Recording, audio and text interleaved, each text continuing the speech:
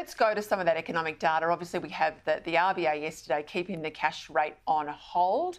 They are still concerned about inflation being above target. We know it's close to 4, and of course their target band is a lot lower than that. Michelle Bullock says part of the problem, Trudy, government spending. That's why inflation's higher than it needs to be. The Treasurer, though, well, he disagrees. This decision is welcome because it recognises the progress that we've made on underlying inflation. We are confident about the Australian economy. We are confident we can continue to see inflation moderate. We're confident that we can continue to grow. Trudy, he's happy to take all the kudos, even though it's been revealed today that their flagship policy, this is to reduce the cost of your power bill, $300 per household handout. Well, that's yet to be delivered in New South Wales, Victoria and South Australia because of red tape. Now, he can't spin this away. The RBA are saying spending by government is ticking up inflation. It's Economics 101. You better read the memo.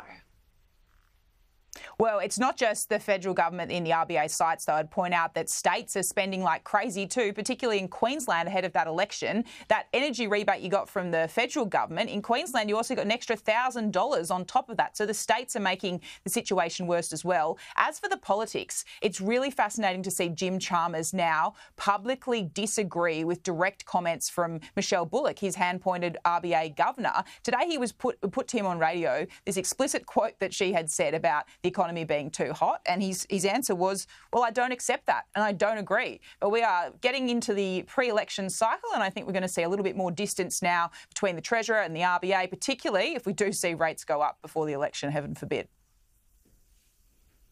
And I tell you what, when they're working around the strategy table of options to go early, options to go into next year, this is the number one issue. Cost of living is the number one issue, and playing hard into that obviously is rates, but also housing.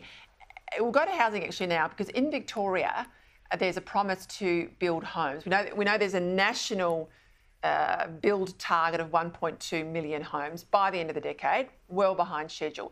But Victoria have all of these other projects inside that overall target. We hear today that they've quietly scrapped 15 separate projects and pulled the funding.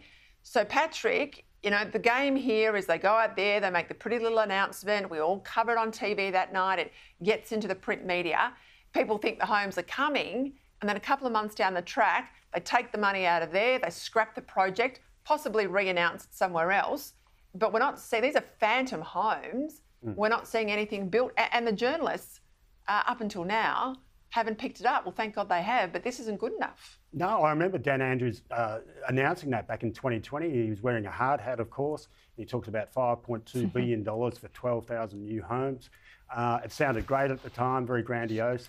4 years later, I think there's 3,000 to 5,000 homes built under this program, and the state government doesn't know where it's going to find the money to actually build the rest. And Dan Andrews too, going back to 2022, he promised just before he resigned 800,000 new homes for Victoria in the next 10 years. He resigned. It sounded good at the time. And you look at the numbers since, there's no way in the world there's going to be 800,000. It'll be closer to 500,000. So that, you make a very good point. That difference between the announcement itself and the moment of reckoning many years down the track allows these politicians to make the most airy statements that they probably know will never come true. You're not wrong, Patrick Carlyon. Trudy McIntosh, thank you both.